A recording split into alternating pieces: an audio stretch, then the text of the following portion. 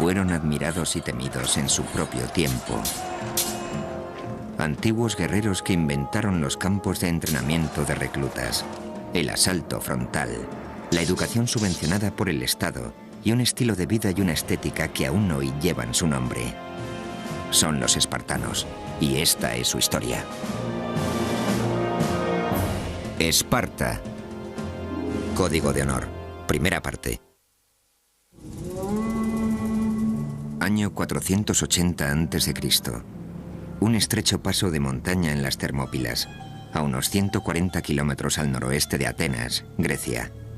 Fue el momento y el lugar que inmortalizaron para siempre la esencia de Esparta.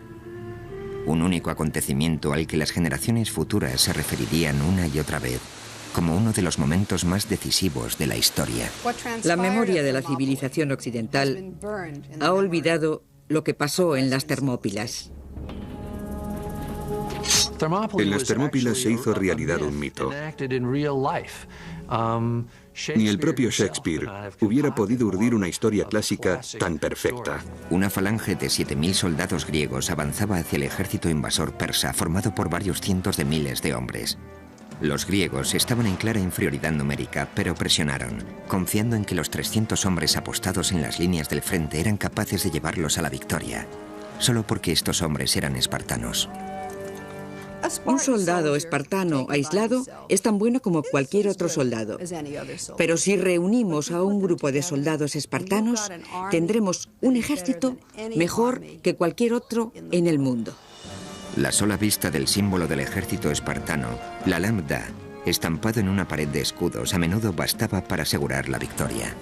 No podía compararse a ninguna otra en el mundo. Fue la cultura militar por excelencia de toda la historia de las sociedades civilizadas. Aún en enorme desventaja numérica, los griegos consiguieron detener el ataque persa mediante un combate que se prolongó 2 días enteros. Al final, el rey de Esparta, Leónidas, reconoció que la derrota era inevitable. Ordenó entonces a los miles de soldados griegos que quedaban que pusieran a salvo sus vidas. Pero hasta el último de los 300 espartanos mantuvo su posición y luchó. Solo porque eran espartanos. La resistencia en las Termópilas alimentó la moral griega y encolerizó a los persas, que recibieron un claro mensaje: no os mezcléis con nosotros. La resistencia de los espartanos en las Termópilas se convirtió en el clásico ejemplo de caso en el que se pierde la batalla, pero se gana la guerra. Las Termópilas han permanecido en la historia como algo grande, casi como una palabra clave para referirnos al concepto de entregar la propia vida, incluso desafiando a la muerte. Aquellos soldados lucharon con ahínco en una batalla perdida, solo para defender su dignidad y su país.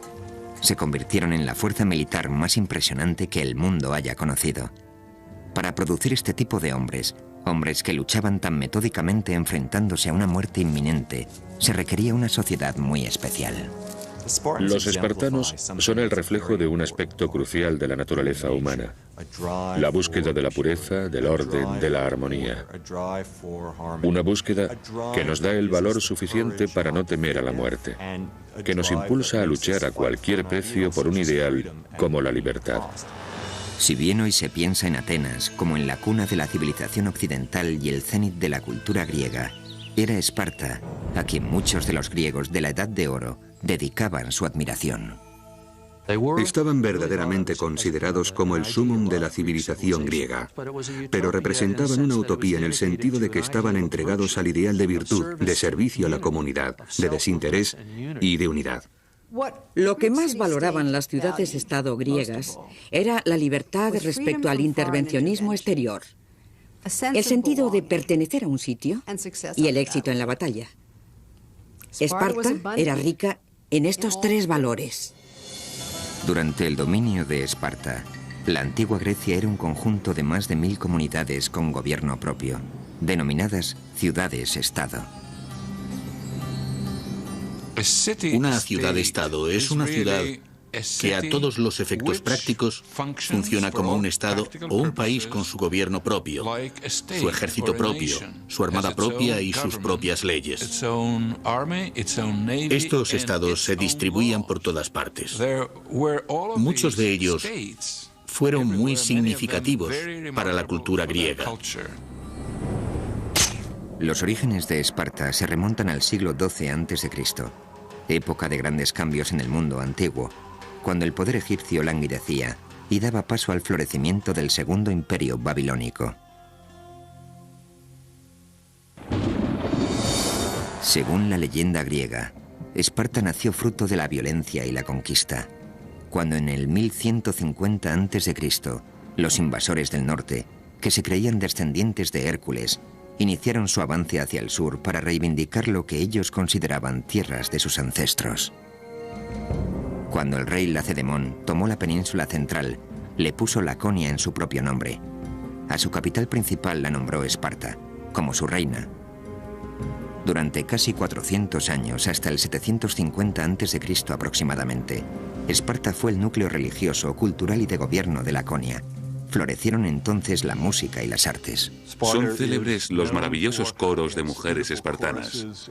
Además, Esparta contaba con una magnífica cerámica con la que comerciaban y eran famosos por sus trabajos en bronce. Estos son ejemplos muy tempranos de arte lacónico. No se han encontrado restos de bellas artes espartanas que puedan datarse después del siglo VII a.C. Es como si el pueblo de Esparta hubiera dejado simplemente de dedicarse a ello. El abandono de este tipo de artes visuales que contemplamos por todas partes representa claramente una decisión tomada a conciencia. Fue una decisión que coincidió con el momento crucial de la historia de Esparta, el periodo conocido como las Guerras de Mesenia. Todo comenzó con una explosión demográfica que obligó a Esparta a buscar nuevas tierras y nuevos recursos alimenticios. Solucionaron el problema anexionándose un país entero, un país que era más grande que Esparta tanto en territorio como en población. Este capricho del destino determinaría el curso de la historia de Esparta para los siguientes 300 años. La tierra que eligieron para conquistar fue Mesenia, una comunidad dórica aislada en la parte occidental. No había nada que hiciera de Esparta un caso particular y extraño hasta la conquista de Mesenia y la historia posterior. Mesenia contaba con ricas tierras de cultivo y una floreciente economía agrícola. Allí es donde crecen hoy en día los famosos olivos de Kalamata. Además, Mesenia se encontraba rodeada por abundantes reservas de hierro, el material más preciado por los griegos para el equipamiento militar. Esparta necesitaba Mesenia, pero los mesenos no se rindieron fácilmente. Se produjo una guerra larga y cruel. Los espartanos no consiguieron sofocar ni fácil ni rápidamente la resistencia de los mesenos. La dificultad inicial era simplemente topográfica. Había que atravesar el monte Taygeto, un pico de unos 2.500 metros, pero por supuesto no iban a remontarlo sino a rodearlo, lo cual supone dar más vuelta y una marcha muy larga. Estaban muy lejos de la base. El pueblo de Mesenia se encontraba en proceso de creación de su propia cultura como ciudad-estado. Resistieron, intentaron conservar su independencia, pero los espartanos acabaron derrotándolos. Los espartanos necesitaron casi 100 años para someter completamente a los mesenos, pero al final, en el siglo VII a.C., Esparta acabó teniendo bajo su control un territorio de 8.000 kilómetros cuadrados y convirtiéndose en la ciudad-estado más grande del imperio griego. Obligaron a los mesenos a trabajar la tierra como esclavos campesinos llamados hilotas. Los hilotas eran una especie de campesinos arrendatarios. Cada hilota contaba con una granja de cuya producción anual debía dedicar una parte a un amo espartano. Cada amo espartano estaba a cargo de una granja de hilotas. Pero el hilota no era posesión del amo como esclavo en toda regla, ya que no podía ser vendido ni comprado. Ninguna otra ciudad-estado intentó esclavizar a todo un pueblo griego. Mesenia contaba con 250.000 habitantes aproximadamente y la sociedad espartana estaba formada por unos 10.000 soldados espartanos, así que estaban en clara desventaja numérica. Esparta debería considerarse como un país bajo sitio, comparable en cierto modo a la actual Israel, salvando las numerosas diferencias, por supuesto. Pero espartanos e israelíes tienen en común que no podían permitirse el lujo de ignorar sus necesidades de seguridad. La situación requería que los espartanos remodelaran su sistema de arriba a abajo. Redactaron nuevas normas que controlaban cada aspecto de las vidas de sus ciudadanos. Era una población griega dedicada por entero al arte de la guerra. Según el historiador griego Plutarco, el arquitecto de esta nueva ciudad-estado fue un legislador espartano llamado Licurgo. Se sabe que Licurgo viajó por todo el Mediterráneo, recogiendo lo mejor de los sistemas militares de Creta, Jonia y Egipto. Además, recibió inspiración divina del oráculo de Delfos, donde, según se cuenta, Apolo le transmitió directamente su consejo. A partir de estas nuevas directrices de disciplina, Esparta poco a poco fue transformándose en una gran sociedad militar. Los ejércitos o las fuerzas de defensa de aquella época no eran más que milicias, granjeros que sacaban sus lanzas del desván y partían hacia la batalla. Licurgo, el fundador pionero de Esparta, por llamarlo así, diría: vamos a dar un giro en este sentido, y a partir de ahí se conformó toda la sociedad espartana, para bien o para mal. Sus leyes fueron acatadas porque las dictaba el oráculo de Delfos, que exigía su cumplimiento, como si de normas divinas se tratara. Puede que Licurgo existiera, o que fuera un instrumento de leyenda, pero en cualquier caso, los espartanos creyeron que había sido la divina voluntad de Apolo la que les había permitido crear un plan magistral para Esparta. Su sociedad se basaba en una pirámide de poder. En el pico se situaban los casi 10.000 hombres que formaban la élite espartana. Se llamaban en griego homoioi, es decir, los iguales. En teoría, cada uno de ellos tenía las mismas riquezas y la misma influencia en el gobierno. El objetivo consistía en construir una sociedad de iguales, un ejército de guerra donde no hubiera espacio para la disensión, un sistema político basado en la unidad. Todo estaba dirigido hacia la homogeneidad, la similitud, si queremos. Esta era una de las claves del sistema espartano. Buscaban la estabilidad, el orden, la obediencia. Bajo los homoioi se encontraban las casi 50 o 60.000 personas libres que vivían en Laconia, principalmente a las afueras de la capital, Esparta. Se llamaban perioikoi, los de los alrededores. Estos eran ciudadanos libres, pero no podían tomar parte en las decisiones políticas. Además, se les obligaba a seguir a los espartanos donde quiera que estos fueran. Los perioikoi constituían esencialmente una clase media sin derecho a voto que permitía a los homoioi estar siempre preparados para la guerra. Del amplio volumen de comercio, manufacturas y artesanía que era necesario para la subsistencia de la sociedad espartana, al fin y al cabo, alguien tenía que construir las armas. Se encargaban los perioikoi. Gracias a ellos todo funcionaba porque descargaban de responsabilidades a sus coetáneos espartanos, así que estos contaban con todo su tiempo para el entrenamiento atlético o de cualquier otra forma de guerra. El resto de objetivos innecesarios para la nueva máquina espartana fueron abandonados. Creo que uno de los precios que los espartanos pagaron por esta solución al problema fue el empobrecimiento cultural que se impusieron a sí mismos, porque la creatividad artística requiere cierto grado de libertad que creo que les habría desestabilizado. En la base de la pirámide, y con clara ventaja numérica sobre cualquier otra casta, encontramos a los hilotas. Las mujeres y las hijas de la élite espartana se encargaban de sus casas. Este sistema dejaba la polis, la ciudad-estado griega, como única responsabilidad de los iguales. Estaban dispuestos a llegar a las que luego se revelaron como medidas extremas para formar un Estado que nunca antes se había visto y que supongo que no se ha vuelto a ver desde entonces. En las siguientes décadas, Esparta ideó un nuevo sistema de gobierno que controlaría a todos y cada uno de los ciudadanos, desde la cuna hasta la tumba.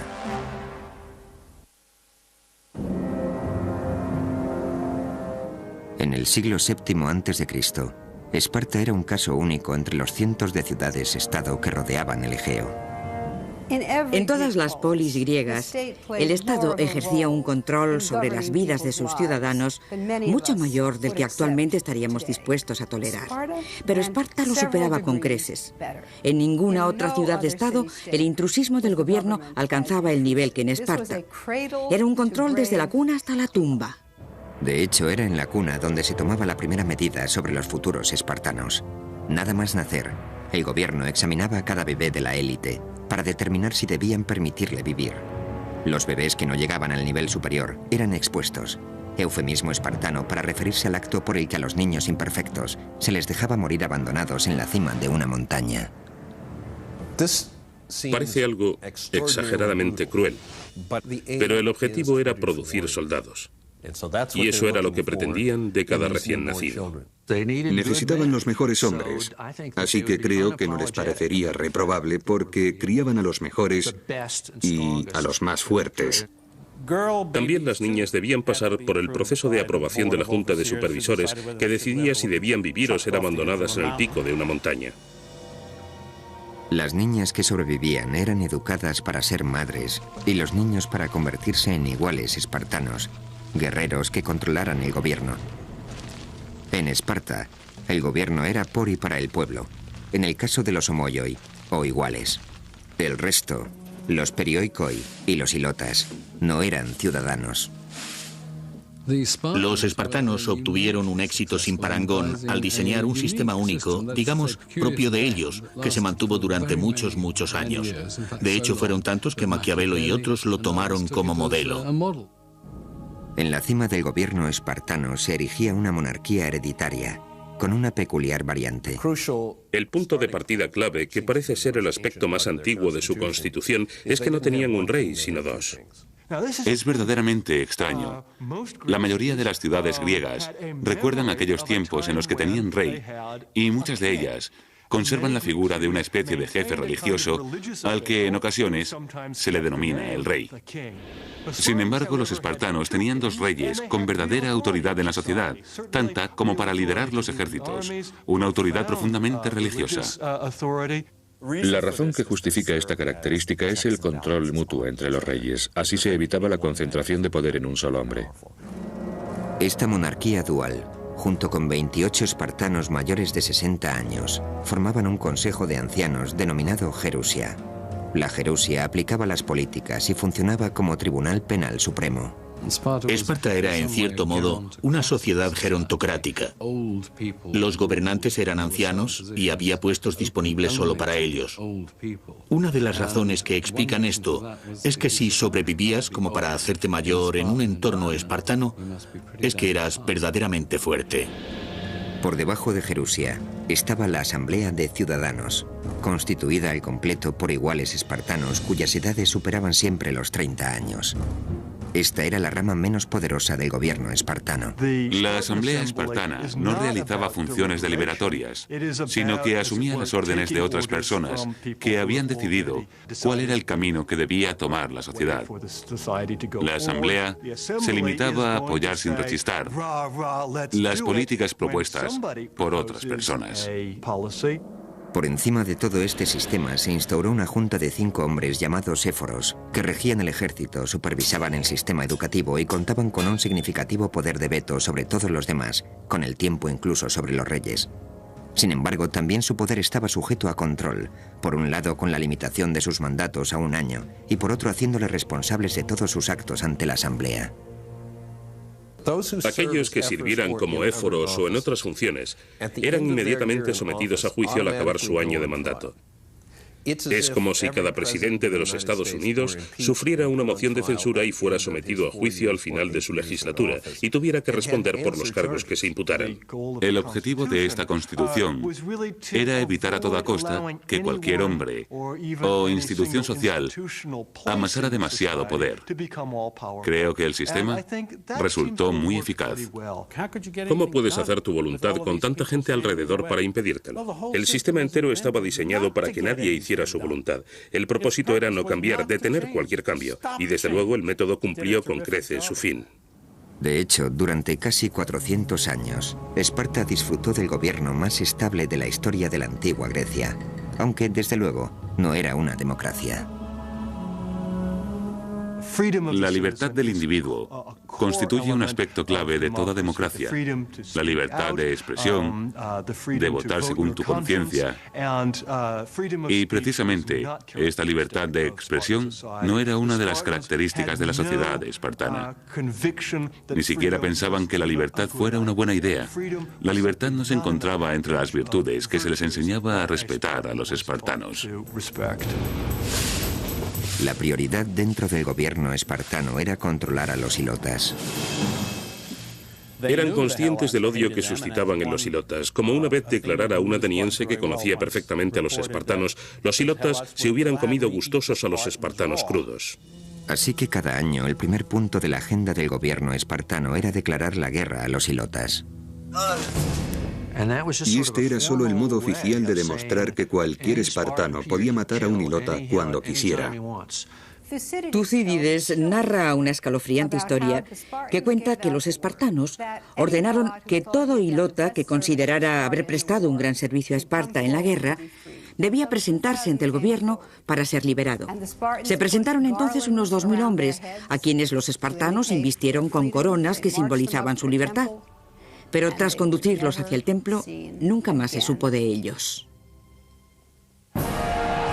Además de permanecer en guerra constante y formal contra los ilotas, otro de los objetivos prioritarios del gobierno era legislar sobre todos los aspectos de la vida en Laconia. Hacían todos los días lo mismo. Se casaban en el mismo intervalo de edad, se vestían igual, hablaban igual, se comportaban todos igual. Para garantizar la igualdad, el gobierno instauró un sistema por el que, en principio, ningún espartano podía ser más rico que otro. Si había demasiada diferencia respecto a riquezas o comodidades, podía ocasionar muchos problemas. Determinaban el tamaño de las granjas que debía mantener a la familia de cada guerrero para que fueran siempre iguales. Eso solo era posible si destruían el sistema de mercado, lo cual significaba que no podía haber dinero ni mercados libres, ni exportación ni importación. Para acabar definitivamente con cualquier tipo de tentación de gastar dinero en tiendas, todos los equipamientos de las casas, por decreto, eran exactamente los mismos. Todo funcional, sencillo e idéntico. La cultura espartana era austera. De ahí que empleemos el término espartano para referirnos a la austeridad o a lo estricto hoy en día. En Esparta estaba considerado como inaceptable que la gente rica se distinguiera en el modo de vestir. Reinaba la austeridad y la igualdad. En Esparta todo el mundo llevaba ropa de género republicano. Si lo analizamos fríamente, los uniformes en los colegios de hoy en día responden más o menos a la misma idea, que la ropa no sea motivo de desigualdad. Incluso el discurso de la élite lacónica tenía que ser austero. Los espartanos estaban entrenados para ser hombres de pocas palabras. Ello concordaba con la sencillez y la fuerza de los guerreros espartanos. El discurso lacónico era ideal para tomar decisiones automáticas en el campo de batalla. Sin embargo, no lo era tanto para relajarse y reflexionar sobre la perspectiva de conjunto, y ese era uno de los principales problemas que tenían los espartanos. Para mantener este sistema en pie, la posición de Esparta respecto a política exterior era igualmente lacónica: no mezclarse con extraños. No querían que nadie supiera demasiado sobre Esparta. Más aún, no querían que los propios espartanos supieran demasiado acerca del resto del mundo. Querían conservar sus tradiciones, su sentimiento nacionalista, y la manera de conseguirlo no era precisamente mezclándose con otros. No abandonaban su territorio casi nunca, y en aquellas ocasiones en las que tenían que hacerlo debido a alguna actividad militar que les obligaba a dejar sus casas por un tiempo, casi siempre acababan comportándose como si se hubieran vuelto locos, porque no sabían asimilar el cambio.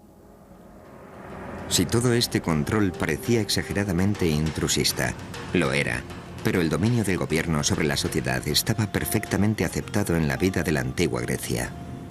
Cuando los griegos hablaban de política, no se referían únicamente a la Constitución, una mera organización política. Consideraban que un régimen era una organización social, cultural, una organización que abarcaba todos los aspectos de la vida. El régimen espartano refleja perfectamente este concepto.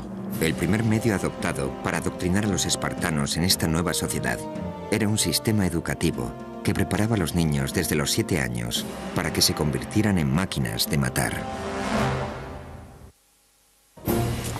El éxito de Esparta dependía de un control muy estricto sobre la sociedad. Durante un periodo de más de 100 años, en el siglo VII a.C., Esparta se dedicó a inventar y perfeccionar el primer sistema de ingeniería social del mundo. El control del Estado empezaba al nacer.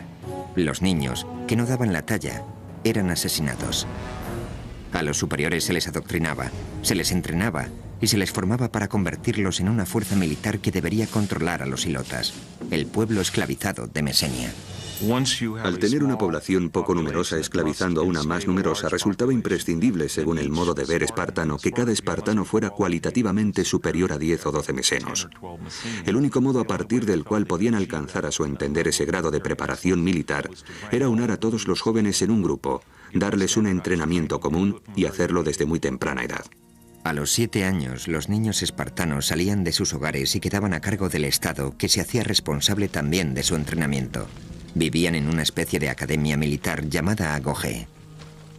Cuando cumplían los 7 años, los niños espartanos entraban a formar parte de un mundo de adultos, el mundo en el que se desarrollaría el resto de su vida, siempre que sobrevivieran.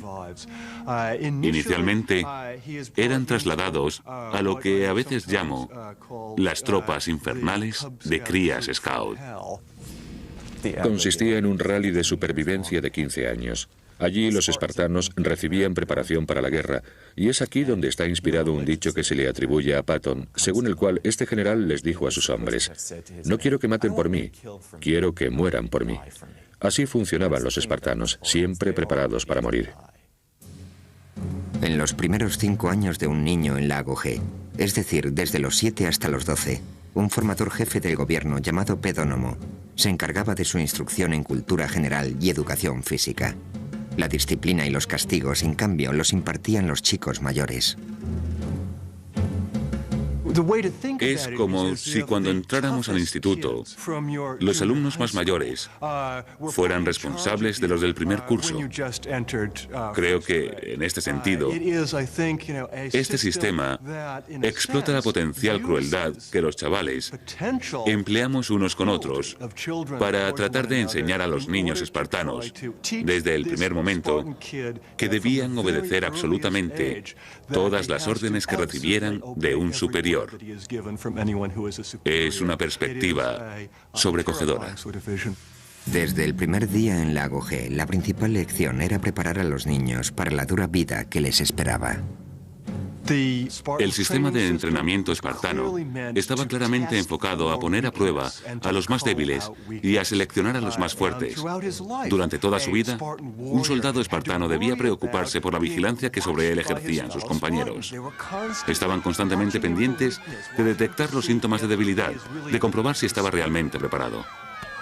El lema que siempre estaba presente era: ¿eres capaz? ¿Eres lo suficientemente fuerte como para convertirte en espartano? Un sistema basado en el cariño estricto que daba más importancia a lo primero que a lo segundo. Las niñas espartanas también recibían entrenamiento, pero en casa. Desde pequeñas, se les enseñaba a ser fuertes, a estar en forma física a todos los niveles y a ser en cierta medida autosuficientes. Como el sentido de su vida no era otro que producir hijos que defendieran a la comunidad, comían bien, participaban en competiciones atléticas, etc. En cierto modo eran criaturas que recibían una atención privilegiada.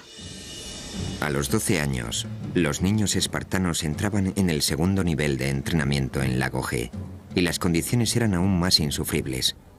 A cada niño se le otorgaba un solo manto como vestimenta. Era lo único que se les permitía llevar durante todo un año. Además, se les obligaba a ir descalzos, todo por hacerles fuertes tanto física como mentalmente. Cualquiera que haya estado en invierno en Laconia sabe que la sola idea de tener que ir descalzos y con un manto como único abrigo podría matar a cualquier norteamericano actual en cuestión de minutos. Cansados y muertos de frío. Además, los niños estaban hambrientos. De cocinar las cenas, si se puede llamar cocinar, se encargaban los ilotas. Preparaban comidas nada apetitosas. El plato más famoso de los espartanos era el llamado sopa de sangre, que consistía básicamente en cerdo flotando sobre una gran cantidad de sangre. Aquellos que visitaban Esparta quedaban petrificados por su dieta. Como prueba nos ha quedado la descripción que hizo un sibarita visitante del norte. Vino a Esparta y después de probar la sopa dijo: ahora entiendo por qué los espartanos están tan dispuestos a morir. La sopa no solo estaba mala, sino que encima era insuficiente. El alimento bastaba para sobrevivir, pero no para ser felices. Enseguida aprendían que si querían comer hasta saciarse, hasta sentirse llenos, tenían que aprender a robar el alimento. Este constituía uno de los métodos empleados, por un lado para agudizar su ingenio y por otro para enseñarles tácticas de supervivencia, porque todo formaba parte de un sistema que pretendía producir el tipo de espartano capaz de conseguir lo que fuera en campo abierto y sobrevivir en caso necesario. Si a un niño espartano lo descubrían robando, lo castigaban, pero a un niño espartano que no lo hiciera sería considerado un completo inútil. Si se te daba bien robar y nunca te cogían, entonces no cabía duda de que prosperarías. Plutarco incluso llegó a registrar el punto hasta el que un niño llegaba para no ser sorprendido. Según sus consideraciones, un niño muy hambriento se atrevería a robar una cría de zorro para comer. Si su superior sospechara que el niño había robado el zorro, el niño se escondería el feroz animal bajo el manto y se dejaría morder por él hasta morir antes de descubrirse. En todo el mundo antiguo, esto se consideraba como una prueba de la resistencia de los espartanos. Los niños aprendían a ser inquebrantables, a dominar el dolor, a ser respetuosos con sus superiores. Tengamos en cuenta, además, que se lo estaban comiendo vivo por dentro. Endurecer y reforzar a los adolescentes espartanos se consideraba necesario debido a los tipos de batallas que un día tendrían que librar. La falange es tan fuerte como el más débil de sus componentes. Por tanto, la clave consistía en asegurarse de que todo el mundo tiene más o menos la misma fuerza y que los más débiles quedan sencillamente eliminados.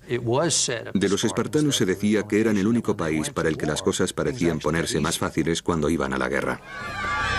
La vida en Lago G era un continuo proceso de selección.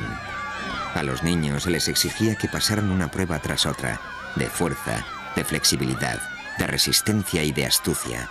Los fallos se castigaban muy duramente. En el festival anual que se celebraba en el templo de Artemisa Ortia, los espartanos se reunían para ver una prueba que podríamos llamar agarrar el queso. Los jóvenes de Esparta se dividían en dos grupos. Uno intentaba robar el queso que se apilaba sobre el altar y otro, armado con látigos, intentaba impedírselo. En esta especie de melee, en ocasiones incluso se producía alguna muerte. Muchas cosas por las que los jóvenes espartanos estaban obligados a pasar parecen presagios de los aspectos más crueles de las novatadas que se hacen en nuestros días. De hecho, había muchos niños espartanos que cuando las pruebas finalizaban no las habían podido pasar y habían perecido. Es una competición constante en la que todo el mundo está sometido a juicio, clasificado, y de la que salen ganadores que reciben varios honores y disfrutan de ciertas ventajas. Así que ahí tenemos a los espartanos, entrenados para ser iguales a los demás, para sacrificar todo por el bien común y a la vez para ser superiores a la generalidad. Para aconsejarles en su camino durante el entrenamiento, a cada chico espartano se le ordenaba tomar un mentor, un hombre mayor cuya relación con el niño se prolongaría de por vida. El mentor asumía la responsabilidad de supervisar al niño que estuviera a su cargo, de asegurarse de que el entrenamiento era el adecuado y de comprobar que tanto sus modales como el carácter del niño recibían la atención necesaria. En la actualidad, los expertos se encuentran debatiendo acerca de si la intimidad de esa amistad incluía o no relaciones sexuales. En muchas situaciones en las que las mujeres quedan excluidas de participación, ya sea en el ejército o en cualquier otro campo,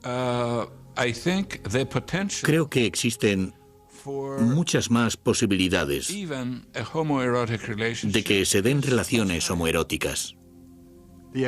Se supone que cualquier posible relación sexual que hubiera existido siendo niño el estudiante se terminaría al alcanzar la edad adulta. Pero también se supone que seguirían siendo muy amigos. Y esa red de amistad entre personas que han sido mentores y pupilos o amantes era parte del nexo que mantenía tan unida la sociedad espartana. Así que siempre que el ejército espartano partía para la guerra, habría hombres que tendrían la relación personal más íntima posible entre sí, lo cual les mantendría igualmente unidos en el campo de batalla. La cuestión de la cohesión de las unidades pequeñas, es un aspecto crucial en el arte de la guerra. ¿Puede alguien imaginarse algo más unido que una tropa formada por hombres de este tipo? A medida que un espartano se hacía mayor, iba introduciéndosele en dos nuevas y distintas, pero eminentemente prácticas experiencias: el matrimonio y el asesinato a sangre fría.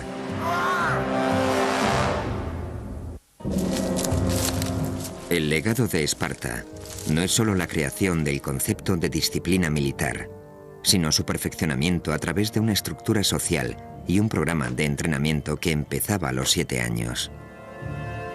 A los 20, la mayoría de los jóvenes espartanos obtenían la licenciatura en un sistema e ingresaban en otro, uno que formaría parte de sus vidas hasta que murieran. Pero antes de licenciarse, los espartanos debían pasar una última prueba de fuego. Los estudiantes que más prometían eran seleccionados para unirse a la Criptia, una fuerza de seguridad secreta dedicada a liquidar a los ilotas por la razón que fuera. Los miembros de la Criptia vivían fuera de Esparta. Sobrevivían por sus propios medios y se servían del cobijo que les proporcionaba la noche para cortar gargantas. La Criptia podría considerarse como una readaptación de un ritual humano. Todos sabemos de la existencia de multitud de sociedades que exigen la superación de un reto excepcional para demostrar que se es un hombre. Simplemente que la versión espartana implicaba matar al enemigo.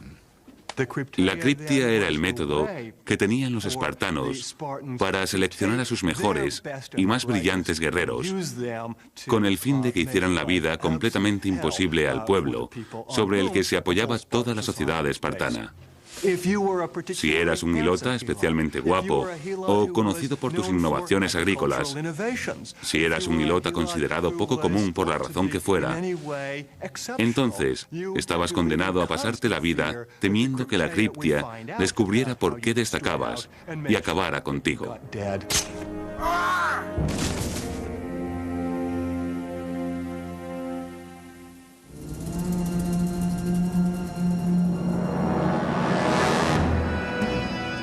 Tras su paso por la Criptia, los jóvenes espartanos se unían a pequeños regimientos de 15 miembros cada uno. Estas unidades recibían el nombre de Susitia y serían el hogar de los espartanos para la mayor parte de sus vidas. Así que este era un momento verdaderamente clave. Tenían que ser aceptados en un régimen, y cada cosa que hubieran hecho hasta ese momento iba destinada a ello. Aunque la primera obligación de un espartano era para con su régimen, cada hombre también debía casarse y producir hijos. Para el mundo exterior, esto podría considerarse uno de los aspectos más placenteros de la vida de Esparta, ya que las mujeres espartanas estaban consideradas como unas de las más bellas del mundo. Después de todo, Helena de Troya era de origen espartano. Pero para los hombres y las mujeres espartanos que apenas tenían contacto entre ellos de niños, el cortejo y el matrimonio constituían tan solo otra obligación más para con el Estado, que requería algunos de los rituales más extraños de la sociedad espartana. Estamos hablando prácticamente de dos sociedades distintas, y sus rituales de cortejo eran un reflejo de ello. Los matrimonios se convenían. No se celebraba ceremonia de boda. En su lugar, las nupcias tomaban forma de secuestro ritual. A la novia se le cortaba el pelo y se la vestía con un manto varonil, y luego el novio, para consumar el matrimonio, debía entrar a hurtadillas en la casa al caer la noche. Así daba comienzo el matrimonio, la vida de casados. Un modo particularmente triste, a mi entender. De hecho, el único momento en que los hombres recién casados podían acudir a su casa era por la noche, y con el solo propósito de dejar embarazadas a sus mujeres. Esto formaba parte de la ley de Licurgo, mantener la pasión viva poniéndoles difícil el encuentro a los amantes, convertirlo en una aventura, hacerles entrar a hurtadillas en secreto por la noche y luego, tan pronto como hubieran consumado su amor, el hombre debía volver al lugar donde dormía junto con los demás jóvenes. Así se dice que no era nada fuera de lo común que un marido espartano no viera a su mujer a plena luz del día hasta los 30 años.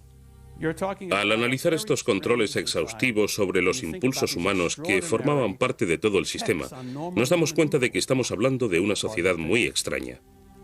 Según la ciudad-estado, el fin del matrimonio era tener hijos, preferiblemente varones. El único modo en que un espartano podía conseguir que su nombre se grabara en su tumba era haber muerto en una batalla por Esparta. El único modo en que una mujer podía conseguir lo mismo era haber muerto dando a luz. La reproducción resultaba tan importante que los espartanos recorrían distancias inimaginables para asegurarse de que sus mujeres tenían el mayor número posible de niños saludables. También se producían curiosidades muy extrañas, por cierto, como que los hombres propusieran a chicos jóvenes a quienes ellos consideraban mejor dotados para que tuvieran relaciones con sus mujeres, pensando que así esa descendencia sería mejor que ellos mismos. En este tipo de tendencia eugenésica, la idea de contar con un espartano puro y de que éste debía continuar la línea genética de espartanos constituía el centro de todas las preocupaciones.